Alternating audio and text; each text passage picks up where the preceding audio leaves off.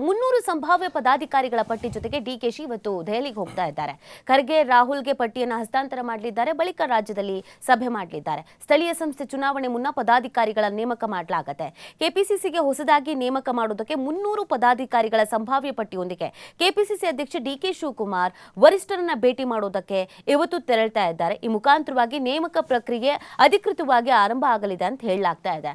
ಲೋಕಸಭಾ ಚುನಾವಣೆಗೆ ಮೊದಲು ಕೆಲವು ಹುದ್ದೆಗಳಿಗೆ ನೂತನ ಪದಾಧಿಕಾರಿಗಳನ್ನು ನೇಮಿಸಿದ್ದು ಹೊರತುಪಡಿಸಿದ್ರೆ ಉಳಿದಂತೆ ಮುಂಚೂಣಿ ಘಟಕಗಳು, ಜಿಲ್ಲಾ ಕಾಂಗ್ರೆಸ್, ಬ್ಲಾಕ್ ಕಾಂಗ್ರೆಸ್ ಪದಾಧಿಕಾರಿಗಳ ಹುದ್ದೆಗಳಿಗೆ ಹೊಸಬರ ನೇಮಕ ಆಗಿಲ್ಲ. ಇದೀಗ ಸ್ಥಳೀಯ ಸಂಸ್ಥೆಗಳ ಚುನಾವಣೆಗಳು ಹತ್ತಿರ ಆಗ್ತಿರುವಂತಹ ಹಿನ್ನೆಲೆಯಲ್ಲಿ ಪದಾಧಿಕಾರಿಗಳ ನೇಮಕ ಡಿಕೆಶಿ ಚಾಲನೆ ನೀಡಲಿದ್ದಾರೆ. ಸೊ ಸ್ಥಳೀಯ ಸಂಸ್ಥೆಗಳ ಚುನಾವಣೆ ಇದೆ, ಅದಕ್ಕೆ ಸಿದ್ಧತೆ ಮಾಡ್ಕೊಳ್ಳೇಬೇಕಾಗತ್ತೆ.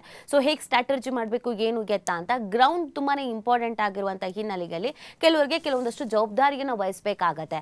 ಆ ಹಿನ್ನೆಲೆಯಲ್ಲಿ ಸುಮಾರು 300 ಸಂಭಾವ್ಯ ಪದಾಧಿಕಾರಿಗಳ ಪಟ್ಟಿ ಜೊತೆಗೆ ಡಿಕೆಶಿ ದೆಹಲಿಗೆ ತೆರಳ್ತಾ ಇದ್ದಾರೆ.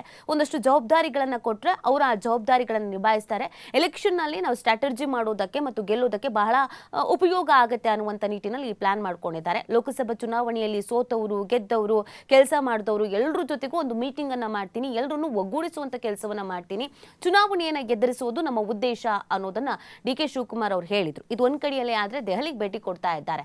ರಾಜ್ಯದಲ್ಲಿ ಸಾಕಷ್ಟು ಬೆಳವಣಿಗೆಗಳಾಗಿದೆ. ರಾಜಣ್ಣ ಅವರ ಸ್ಟೇಟ್ಮೆಂಟ್ ಆಗಿರ್ಬೋದು, ಗೃಹ ಸಚಿವರ ಸ್ಟೇಟ್ಮೆಂಟ್ ಆಗಿರ್ಬೋದು, ಸತೀಶ್ ಜಾರಕಿಹೊಳಿ ಅವರ ಸ್ಟೇಟ್ಮೆಂಟ್ಗಳಾಗಿರ್ಬೋದು.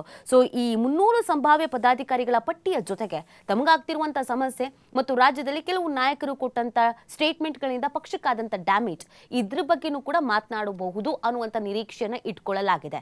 ಕೆಪಿಸಿಸಿ ಅಧ್ಯಕ್ಷರ ಬದಲಾವಣೆಯ ವಿಚಾರ ಆಗಿರಬಹುದು, ಸಿಎಂ ಬಣದಲ್ಲಿ ಕೂತು ಮಾತನಾಡ್ತಿರುವವರ ವಿಚಾರ ಆಗಿರಬಹುದು.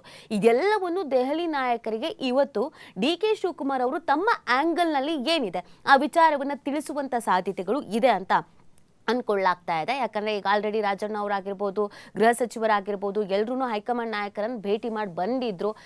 ಡಿಕೆ ಶಿವಕುಮಾರ್ ಅವರು ಬ್ಯುಸಿ ಇದ್ರು, ಸೊ ಹೋಗಿರ್ಲಿಲ್ಲ. ದೆಹಲಿಗೆ ಹೋಗ್ತಾ ಇರೋದ್ರಿಂದ ಬಂದ ಮೇಲೆ ಏನು ಬೆಳವಣಿಗೆ ಆಗತ್ತೆ, ಡಿಕೆ ಶಿವಕುಮಾರ್ ಅವರು ವಾಪಸ್ ಬಂದ ಮೇಲೆ ಹೈಕಮಾಂಡ್ ನಾಯಕರು ರಾಜ್ಯದ ಕಾಂಗ್ರೆಸ್ ನಾಯಕರಿಗೆ ಏನು ಸಂದೇಶವನ್ನು ಕೊಡ್ತಾರೆ ಅನ್ನೋದು ಬಹಳ ಇಂಪಾರ್ಟೆಂಟ್ ಆಗುತ್ತೆ.